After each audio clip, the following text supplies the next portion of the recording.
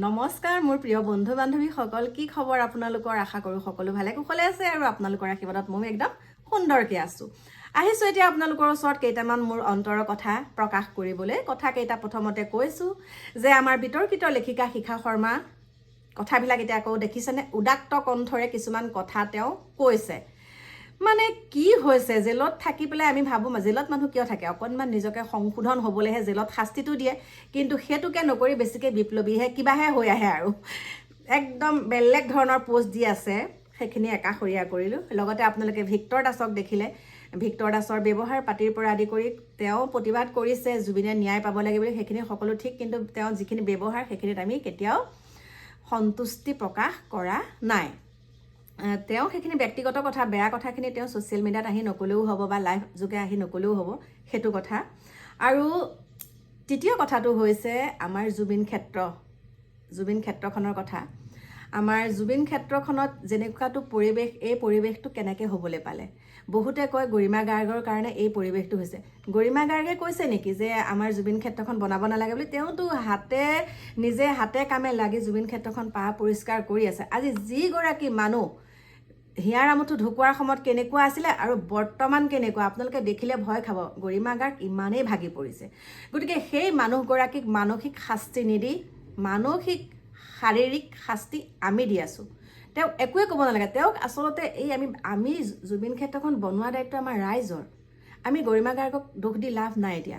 আৰু সেই মহাকাল্পিত যিকেইটা কাল্পিত বৰ্তমান কাৰোবাৰ পৰামৰ্শ মতেই জেলত আছে আৰু কাৰোবাৰ পৰামৰ্শ মতে তেওঁলোক জেলৰ পৰা ওলাই আহিব, সেইটো একেবাৰে খাটাং। কাৰণ 2026লৈ আপোনালোকে ভালকৈ 2026 চনটো চাওক।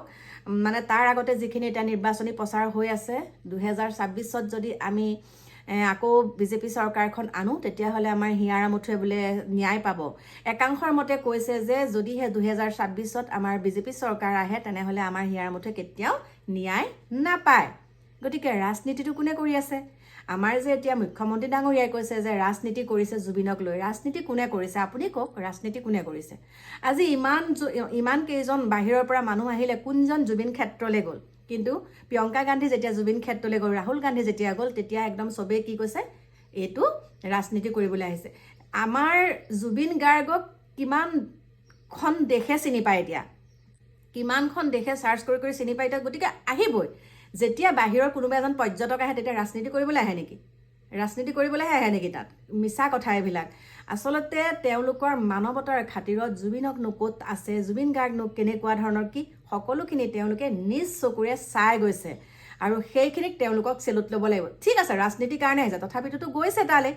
তোমালোকে যে কৈ আছা এতিয়া, আমাৰ এইখন চৰকাৰৰ কিছুমান মুৰব্বীয়ে কৈ আছে যে ৰাহুল গান্ধীহঁত তাত, প্ৰিয়ংকাহঁত তাত ৰাজনীতিৰ কাৰণে এইখিনি কৰিছে, তেওঁলোকৰ কাৰণে আজি জুবিন ক্ষেত্ৰখন বনোৱা নাই। জুবিন ক্ষেত্ৰখন বনোৱা দায়িত্ব ৰাহুল আৰু প্ৰিয়ংকাহঁতৰ নেকি?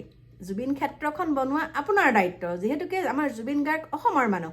গতিকে এইখিনি কথাত মাত মাতিলে আমাক বেয়া পায় একাংশই, কিন্তু মাত মাতিমেই, আমি জাষ্টিচ পাব লাগিবই। মোৰ প্ৰিয় বন্ধু বান্ধৱীসকল, এইখিনিতে আপোনালোকক আৰু এটা কথা কওঁ। জুবিন অনুৰাগী হ'লোঁ বুলিয়ে বেয়া শব্দৰে প্ৰতিবাদ কৰিলে আমি জুবিন অনুৰাগী হৈ যাম নেকি?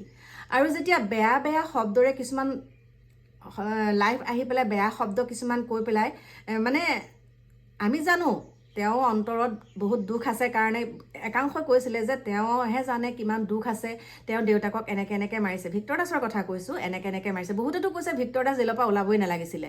আৰু এতিয়া শিখা শৰ্মাকো জেলৰ পৰা ওলোৱা কথাটো কি?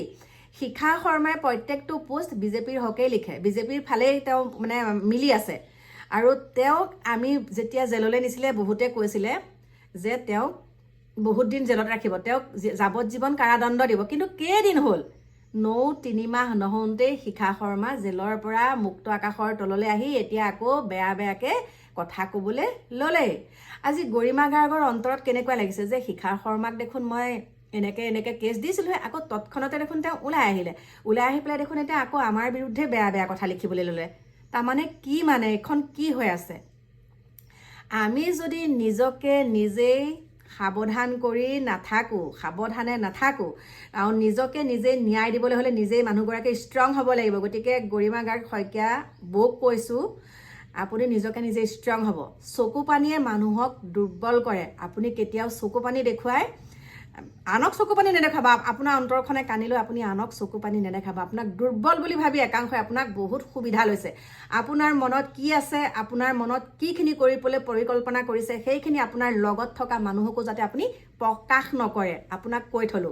আৰু আপুনি যদি সেই প্ৰত্যেকটো কথা লগৰ মানুহক আপুনি প্ৰকাশ কৰে, আপোনাৰ অন্তৰত যিখিনি ভাৱ লৈ আছে, তেতিয়া কি হ'ব জানেনে? আপোনাৰ বহুত ডাঙৰ বিপদ হ'ব। একাংশই আপোনাৰ কান্ধত বন্দুকটো থৈ ফুটাব বিচাৰি আছে। থুৰে ঠাৰে ক'লো, একাংশই আপোনাৰ কান্ধত বন্দুক থ'ব, তাৰপিছত ফুটাব। গতিকে সাৱধান, সাৱধান। মানুহ চিনি পাবলৈ শিকক, মানুহ চিনি পাবলৈ শিকক। আপুনি বহুত সহজ সৰল, আপুনি বহুত ভাঙি পৰিছে হয়, আৰু কিন্তু এইটোৱে নহয় যে আমাৰ যিখিনি আধৰুৱা কাম হিয়াৰ আমঠুৱে এৰি থৈ গৈছে সেইখিনি আপুনি কৰিব লাগিব। আৰু আপুনি কৰিবলৈ হ'লে আমাৰ ৰাইজৰ লগত আপুনি মিলি থাকক। আপোনাৰ লগত একাংশ যে দালালি আছে, একাংশ বুলি কৈছোঁ, সেই একাংশ দালালিৰ পৰা আপুনি সাৱধানে থাকক। এইখিনি আছিলে মোৰ ক'ব লগা।